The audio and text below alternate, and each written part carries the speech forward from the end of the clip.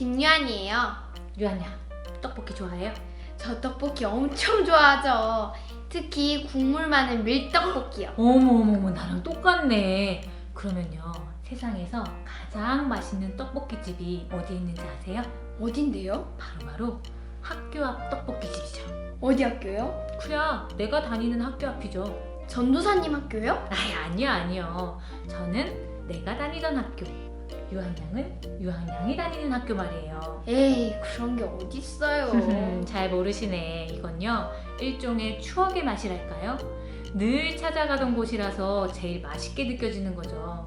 그 떡볶이집에 얽혀있는 수많은 이야기와 함께 정말 맛있게도 먹었죠. 전도사님, 뭔가 재미있는 일이 많았을 것 같은데요? 이야기 하나 들려주세요.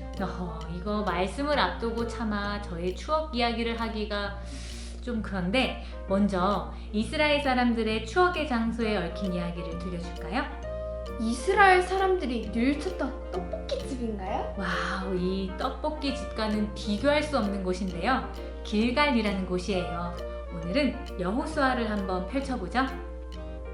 애굽을 탈출한 뒤 40년 동안 광야에서 살았던 이스라엘 사람들은 이제 하나님께서 약속하신 가나안 땅으로 들어가려고 했어요. 그런데 그들 앞에는 건널 수 있을까 싶은 요단강과 무너뜨릴 수 있을까 싶은 여리고성이 있었죠.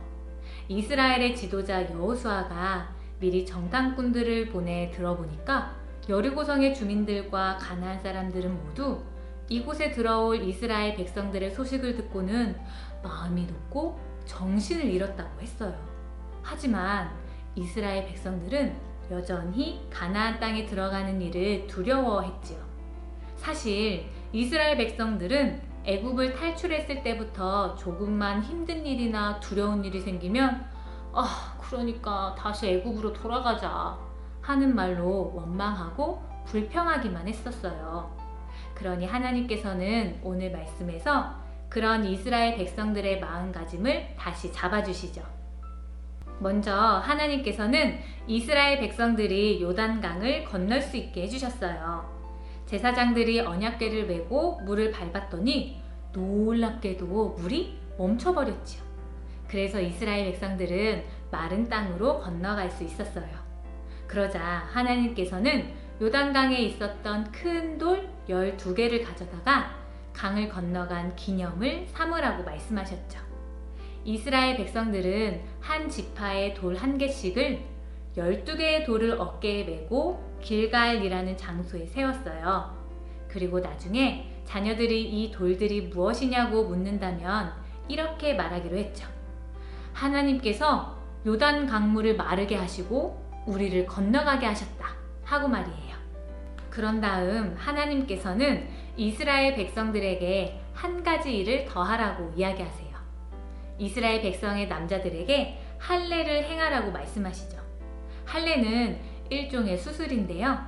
여리고성이라는 큰 성과의 전투를 앞두고 수술이라니.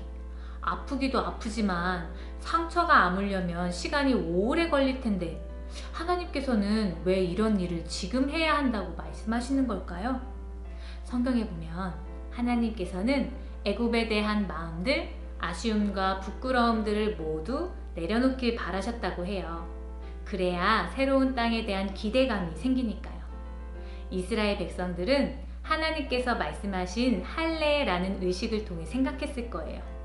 우리는 이제 애굽이라는 땅과 영원히 끊어졌다. 우리는 새로운 땅에서 살 것이다 하고 말이에요. 하나님께서 이 두 번의 사건을 통해 이스라엘 사람들의 마음가짐을 다시 잡아주셨던 곳, 이곳은 길갈이에요.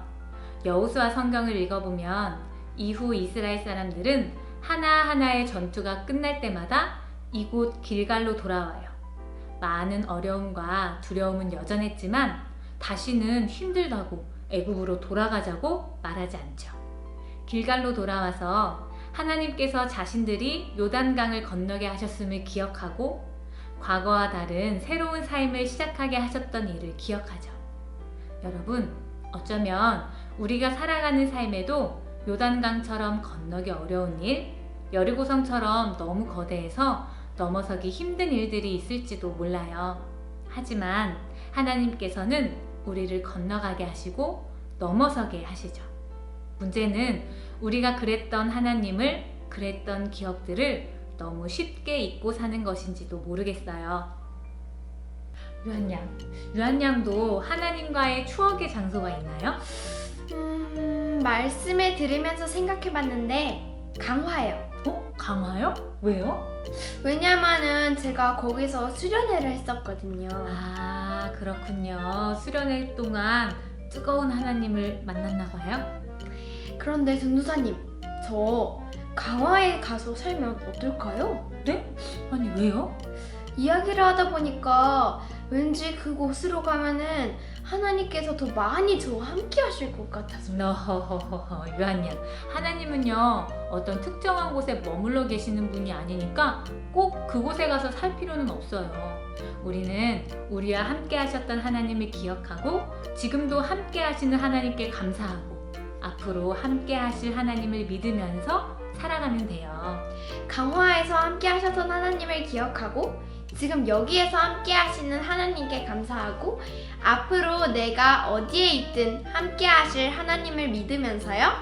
네, 맞아요. 하이바이블 친구들, 우리에게 길갈은 어디일까요? 교회일 수도 있고 집일 수도 있고 학교일 수도 또 어떤 특별한 장소일 수도 있겠어요. 이번 한 주 동안은 하나님께서 함께 하셨던 장소들을 기억하고 감사하는 친구들이 되면 좋겠네요. 우린 다음 주에 만나요. 친구들, 안녕!